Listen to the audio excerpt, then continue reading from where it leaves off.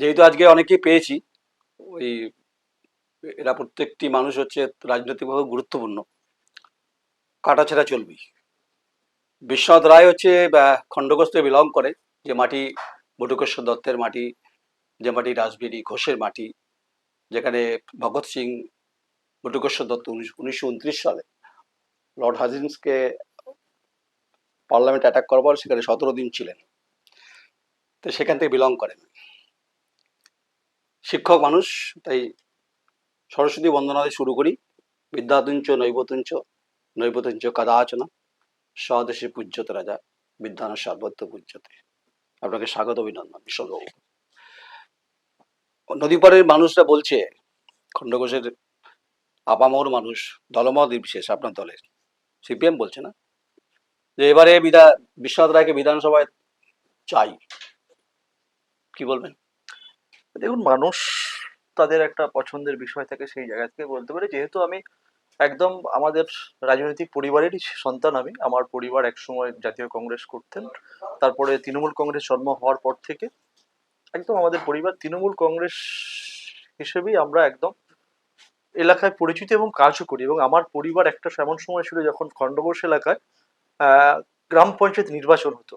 সেই সময় দাঁড়িয়ে খণ্ডঘোষের বিস্তীর্ণ এলাকায় আমাদের দল সেই সময় প্রার্থী খুঁজে পেত না, অনেকে ভয়ে সেখানে নমিনেশন ফাইল করতে, কিন্তু আমার পরিবার খণ্ডঘোষে সেই অভাবটা পূরণ করতে। এমন হয়েছে আমার বাড়ির একটা সময় 14-15 জন পঞ্চায়েতের জেলা পরিষদ থেকে শুরু করে গ্রাম পঞ্চায়েত স্তরেও নমিনেশন ফাইল করতে। আমি সেই পরিবারের ছেলে।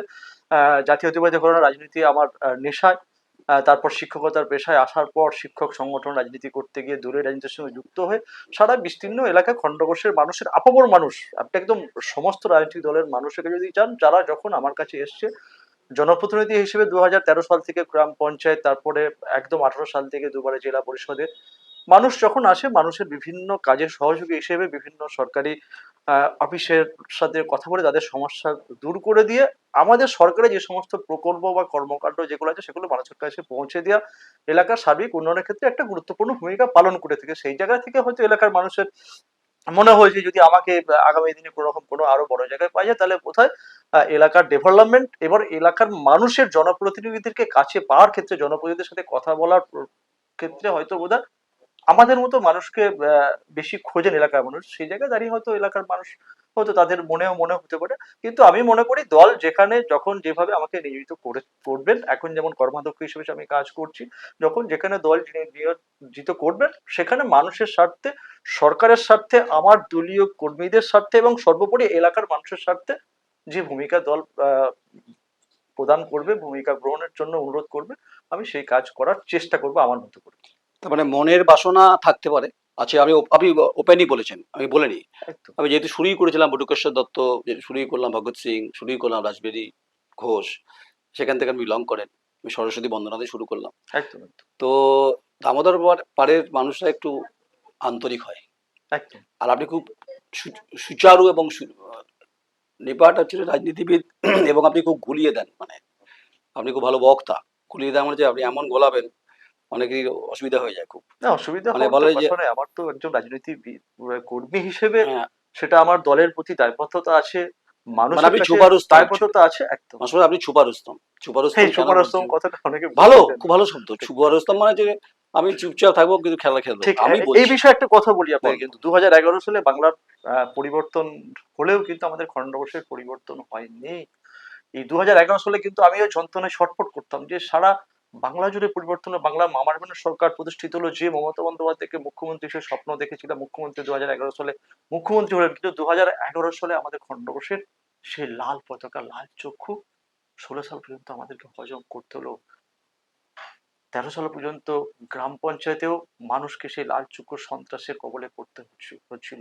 13 সালে পঞ্চায়েতের আমরা দলের নির্দেশ মোতাবেক কাজ করে পঞ্চায়েতে আমরা পরিবর্তনটা করলাম। 16 সালে যখন দল আমাদেরকে বললেন মাঠে নেমে কাজ করতে, কারণ রাজনৈতিক রক্ত তো আমাদের আছে। আমরা দেখেছি সিপিএম এর অত্যাচার দেখেছি, কিভাবে আমি একজন শিক্ষক, একজন পেশাগত জায়গাতেও সিপিএম কিভাবে আমার উপর অত্যাচার, আমাকে কিভাবে পুলিশি হ্যারাসমেন্ট, বাড়ি থেকে হঠাৎ করে বিকালবেলা চলে আসছে যে থানায় যেতে হবে, রাত 12টা পর্যন্ত বসে আছি, পুলিশ বলছে না।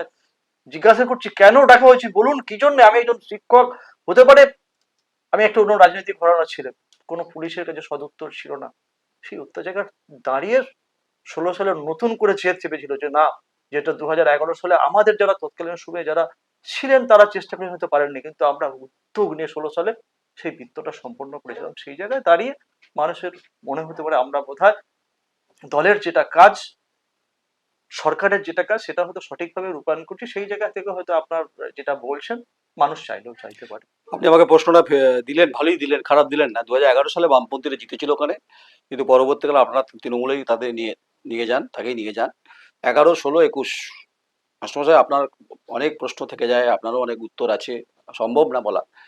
অধিকারের প্রশ্ন আমি দেখবো এই কথাগুলো প্রায় বলি। অধিকারের একদম প্রশ্নে 5 বছর কি করেছেন, কিষাণ মান্ডির কি অবস্থা, মানুষের গড় আনুপাতিক আয়, সাংবাদিক হিসেবে প্রশ্ন করার অধিকার আছে আমার, অবশ্যই অবশ্যই কিন্তু উত্তর পাইনি। তাতে অবশ্যই হয়তো আমি নিমতেত হয়ে গেছি। আমি যদি আপনি বিধানসভা যান, তা যদি, কারণ politics is the possible industry, একদম একদম তো অবশ্যই যদি যান জল জমিন অধিকারের প্রশ্নে, মানুষের বেঁচে থাকার ক্ষেত্রে, কৃষকের সবজি বা ধান সহায়ক মূল্য ঠিকঠাক, কালোবাজারি রোখা, মহাজনী প্রথা বিলোপ বিলোপ ঘটানো, অবৈধ বালি, পারবেন ওগুলো রুখতে যদি বিধানসভায় যান?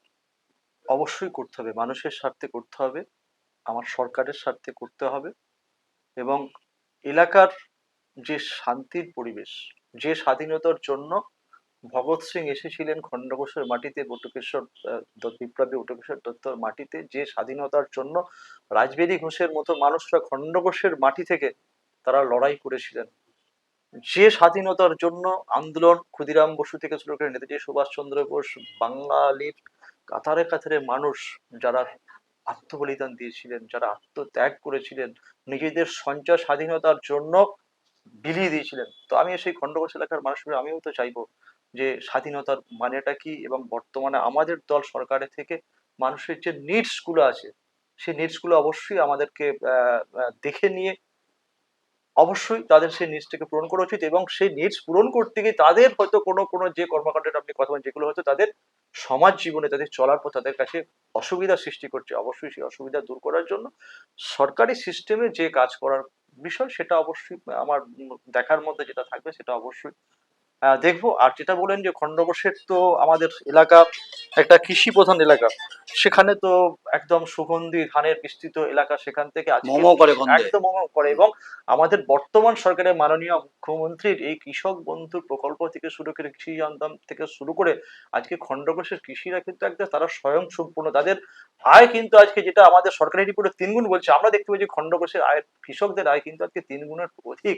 কৃষকরা কিন্তু আজকে আনন্দে আছে, হাসছে।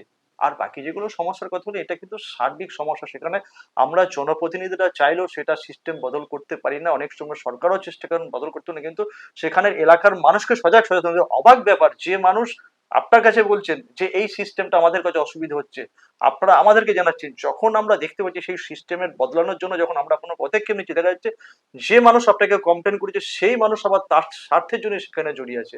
তাহলে মানুষকে শুধু কমপ্লেন করে তাকেও ভাবতে হবে যে আমি এই সমস্যার কথা বলছি, তাহলে সেই সমস্যা নিরসনের জন্য তার যে স্বার্থ, তার যে বিষয় জুড়েছে সেগুলো ত্যাগ করে বেরিয়ে আসতে হবে। তাহলে সকলের মিলিত প্রয়াসে, যে সমস্যার কথা বলছেন, সকলের মিলিত প্রয়াসে আমরা সেই সমস্যা থেকে বেরিয়ে এসে খণ্ডঘোষের বিস্তীর্ণ এলাকার মানুষকে আরো আমরা শান্তির পরিবেশ তৈরি করে দিতে পারবো, যেখানে প্রত্যেকটা মানুষ তারা একদম এই মামাটি এবং সরকারের জমানায় এই কৃষিজ সম্পদ উৎপন্ন থেকে শুরু করে এখানে শিক্ষা ব্যবস্থা থেকে শুরু করে শিল্পের যে পরিকাঠামো এবং সংস্কৃতির যে পরিকাঠামো, সেই পরিকাঠামো নিয়ে তারা একদম সুন্দরভাবে বিলং করবে। আমরা যেমন যা দায়িত্ব পাবো সেই দায়িত্ব নিয়ে আমরা বেশ, তাদের আমি পাশে আমি থাকবো। একদম শেষ করব।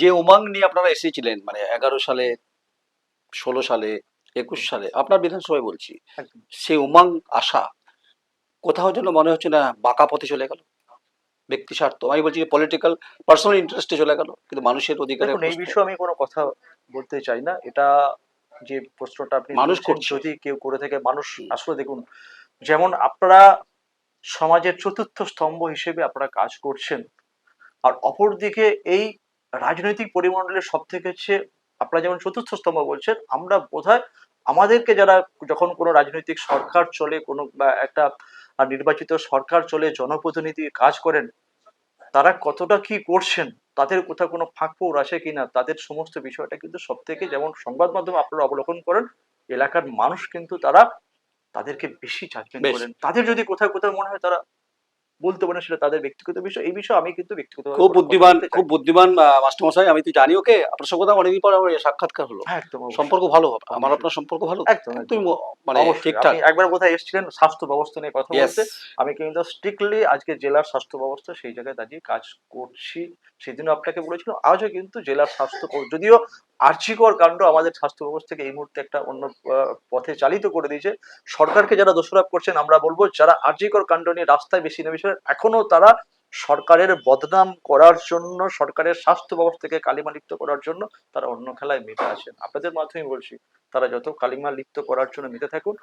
পশ্চিমবঙ্গ সরকারের মুখ্যমন্ত্রী তিনি স্বাস্থ্যমন্ত্রী হিসেবে স্বাস্থ্য ব্যবস্থাকে যেভাবে আজকে এগিয়ে নিয়ে চলেছেন, কেন্দ্র সরকার তারা বিরোধিতা করছেন, আমাদের ফান্ডের পর ফান্ড আটকে রাখছেন। ওটা তো চলবেই। ও কিন্তু তো ও তো যখন চলবে না। ভারতবর্ষের নিরিখে যখন স্বাস্থ্য ব্যবস্থা নিয়ে আলোচনা হচ্ছে তখন কিন্তু সর্বাগ্রে এই পশ্চিমবঙ্গ সরকার। তো আমিও সেই বর্ধমান জেলার সেই মুখ্যমন্ত্রীরই দপ্তরের একজন কর্মকর্তা হিসেবে আমার যে দায়িত্ব সেই পালন করে চলেছি। সেই বিষয়ে বুঝে আপনার সঙ্গে সর্বশেষ আমার বসা হয়েছিল।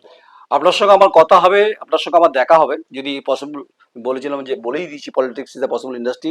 বিধানসভার বাইরে, বিধানসভার গেটে আপনি হাসবেন না, আপনি ভেতরে ভেতর হাসছেন ঠিকই, মানে হাসিটা তো খুব চাপা আপনার। বিধানসভা বাইরে আপনাকে জল জমিন অধিকারের প্রশ্নে অনেক প্রশ্ন করবো, যদি দল আপনাকে টিকিট দেয় তো।